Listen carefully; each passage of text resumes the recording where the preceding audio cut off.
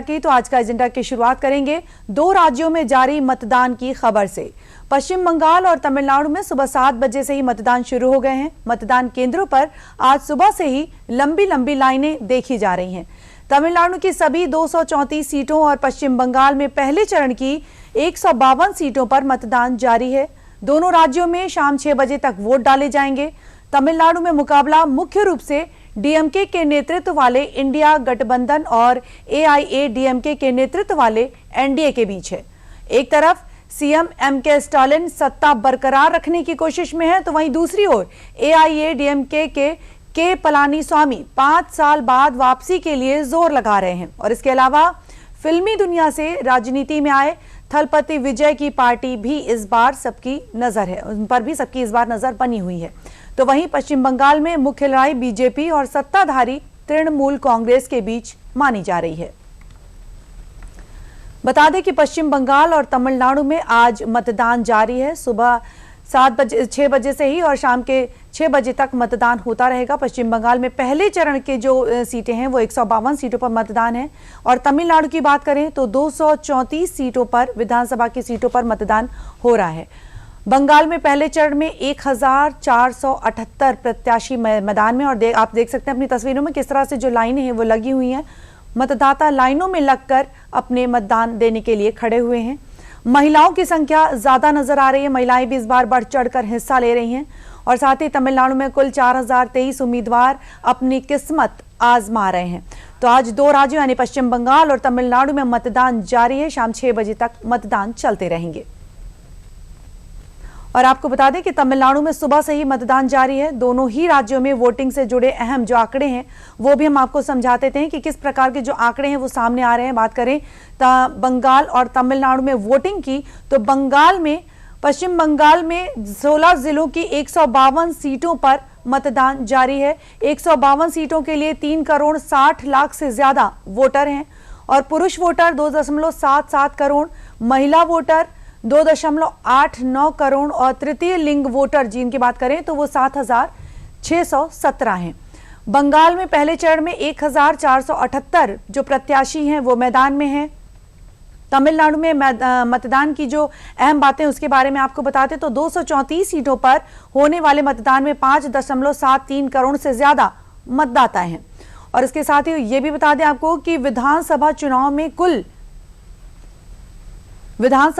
में कुल 4023 उम्मीदवार अपनी किस्मत आजमा रहे हैं। और अगर हम बात करते हैं फर्स्ट टाइम वोटर्स की जो पहली बार वोटिंग के लिए जा रहे हैं तो फर्स्ट टाइम वोटरों की जो संख्या है वो 14.59 लाख है, यानी कि 14,59,000। मतदान के लिए 33,133 स्थानों पर 75,064 पोलिंग स्टेशन बनाए गए हैं। मतदान में 1,06,418 बैलेट यूनिट, 75,064 कंट्रोल यूनिट और वीवीपीएटी मशीनें भी तैनात की गई हैं। बता दें कि दोनों राज्यों में जो मतदान है वो सुबह से ही जारी है। बंगाल में मतदान की कुछ अहम बातें हमने आपको बताई और इसी तरह से तमिलनाडु में जो मतदान है उसके बारे में भी कुछ अहम बातें हमने आप तक पहुंचाई। और अब आपको बताएंगे कि पश्चिम बंगाल की 4 बड़ी जो सीटें हैं वो कौन सी हैं।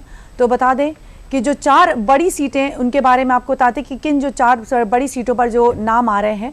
तो नंदीग्राम शुभेंदु अधिकारी बीजेपी से उम्मीदवार हैं और उन्हीं के ऑपोजिट पवित्र कर टीएमसी से उम्मीदवार सामने आ रहे हैं।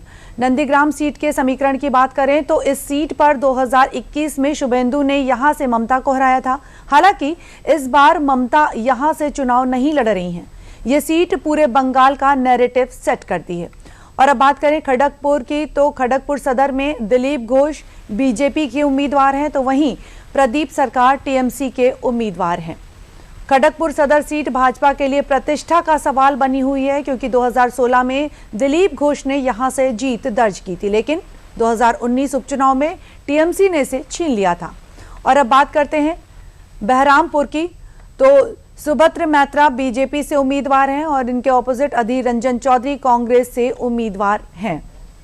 बहरामपुर सीट 2021 में बीजेपी की जीत और 2024 लोकसभा में टीएमसी की वापसी के बाद ये सीट काफी संवेदनशील है, जहां कांग्रेस अपना पारंपरिक गढ़ बचाने के लिए संघर्ष कर रही है।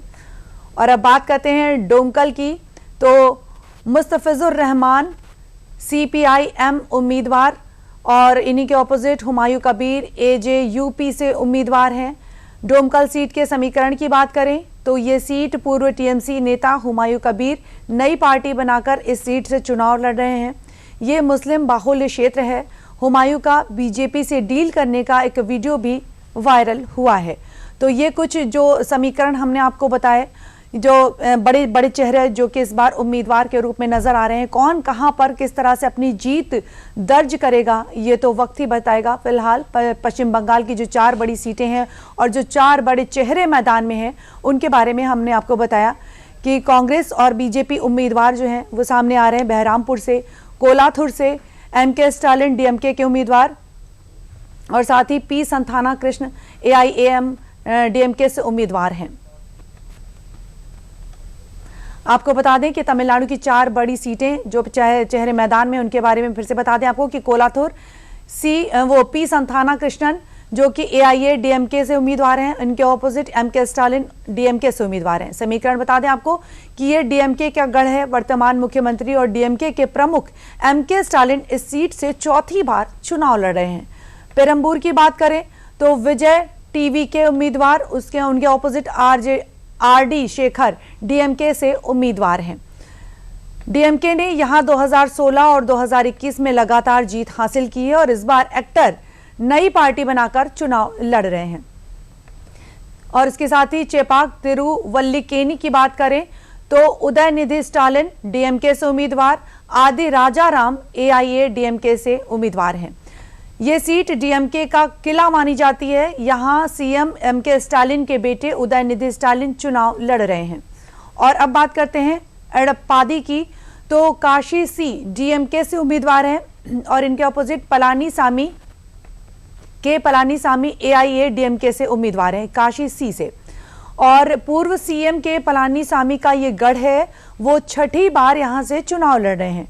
DMK यहां सेंध लगाने की कोशिश कर रहे हैं।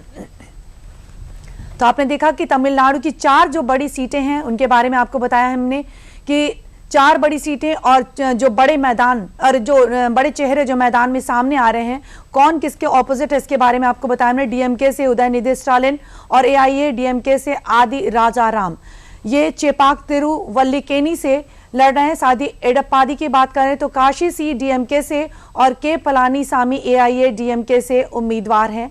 ये कुछ बड़े चेहरे हैं। और साथ ही MK स्टालिन DMK से उम्मीदवार हैं। P संथाना कृष्ण AIA DMK से उम्मीदवार हैं कोलाथुर से।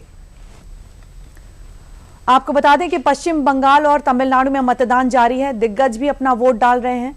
पश्चिम बंगाल चुनाव के लिए नंदीग्राम और भवानीपुर विधानसभा सीटों से भाजपा उम्मीदवार शुभेंदु अधिकारी ने एक मतदान केंद्र पर अपना वोट डाला। तो वहीं आसनसोल दक्षिण विधानसभा क्षेत्र से भाजपा प्रत्याशी अग्निमित्रा पॉल ने अपना वोट डाला। और इसके अलावा तमिलनाडु चुनाव के लिए तमिलनाडु के मुख्यमंत्री MK स्टालिन, TV के प्रमुख विजय, अभिनेता रजनीकांत और कांग्रेस के वरिष्ठ नेता P चिदंबरम ने मतदान केंद्रों पर अपने अपने वोट डाले।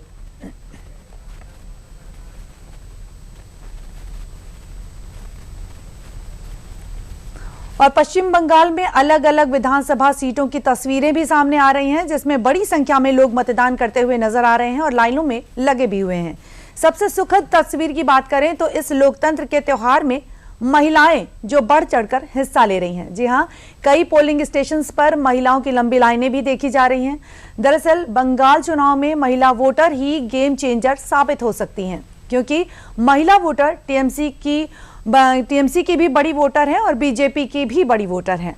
अब देखना यहाँ पर ये वाली बात होगी कि पहले चरण की 152 जो सीटें हैं उन पर जो मतदान हो रहे हैं उनमें कौन सी पार्टी के हक में जनता फैसला देती है। तो ये कुछ तस्वीरें आप देख रहे हैं कि किस तरह से जो लाइन में लगकर मतदाता अपने मतदान दे रहे हैं और ज्यादा से ज्यादा संख्या में जो महिलाएं हैं उन्होंने बढ़ चढ़कर हिस्सा लिया है।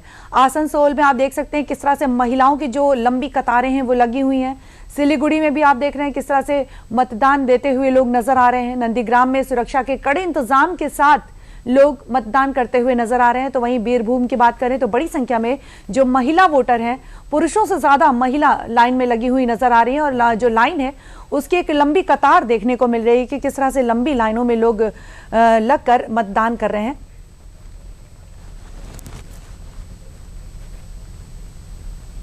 और इस खबर पर अधिक जानकारी के लिए हमारे साथ जुड़े हैं अमरेंद्र गुप्ता जी। आइए इनसे जानते हैं। अमरेंद्र जी, स्वागत है आपका। अमरेंद्र, बताएं कि पश्चिम बंगाल और तमिलनाडु में सुबह से ही वोटिंग जारी है, तो इस समय वहां पर क्या कुछ स्थिति है वहां की, और किस प्रकार की जो सुरक्षा व्यवस्था है, क्या कुछ उसके व्यापक इंतजाम किए गए हैं?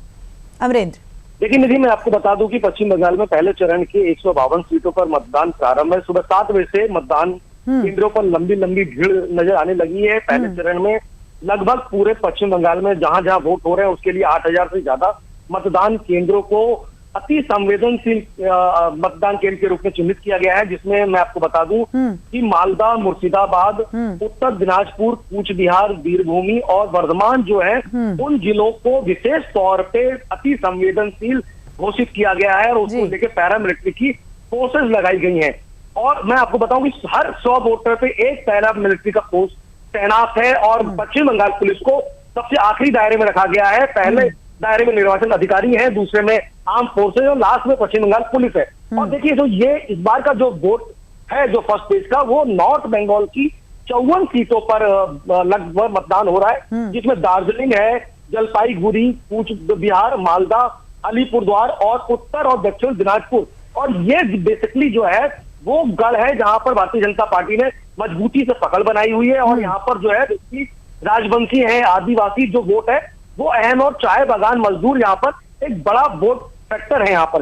इसके अलावा जो दूसरा जो इम्पोर्टेंट सीट है वो जंगल महल की 40 सीटें हैं, जहां पर पुरुलिया, बांकुड़ा, झारग्राम और पश्चिमी मिदनापुर यहाँ पर वोट जारी है। और ये बेसिकली 2019 में भारतीय जनता पार्टी ने यहाँ पे ठीक ठाक प्रदर्शन किया था, लेकिन इस बार जो है जो जनता है उनके बीच में आदिवासी वोट बैंक निर्णायक साबित होगा। और विकास वर्ष असंतोष, जिस तरह से 15 साल में ममता बनर्जी की सरकार में जो डेवलपमेंट था इस एरिया में, वो डेवलपमेंट नहीं हुआ। प्रधानमंत्री नरेंद्र मोदी की 3 बड़ी रैलियां इस एरिया में हुई, तो असंतोष यहाँ पर देखा गया। इसलिए प्रधानमंत्री नरेंद्र मोदी के नेतृत्व में जो एजेंडा था, जो मैनिफेस्टो था, वो विकास कर लिया गया। और जो तीसरा जो क्षेत्र है इंपॉर्टेंट, जो इस बार यहाँ पे मतदान हो रहा है, वो राढ़ बिहार की 36 सीटें हैं, जिसमें बीरभूम है, पूर्वी और पश्चिमी वर्धमान है। और ये संवेदनशील इलाका आता है। और ये मैं आपको बता दूं, टीएमसी और भारतीय जनता पार्टी की यहाँ इस बार सीधी टक्कर देखने को मिलेगी, क्योंकि ये एरिया जो है बेसिकली इंडस्ट्रियल बेल्ट है,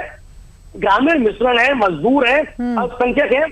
और टीएमसी और बीजेपी की यहाँ पर सीधी टक्कर इसलिए भी देखी जा सकती है क्योंकि यहाँ पर पिछली बार भी इसी तरह की तस्वीर आई थी। लेकिन जो प्रशासन है उसकी तारीफ करनी होगी, निर्वाचन आयोग की तारीफ करनी होगी कि इस बार जो तैयारियां हैं उन्होंने बहुत बेहतर तरीके से अंजाम दिए हैं। और जो पैरामिलिट्री की फोर्सेज है उनको वो लगाई गई है जी।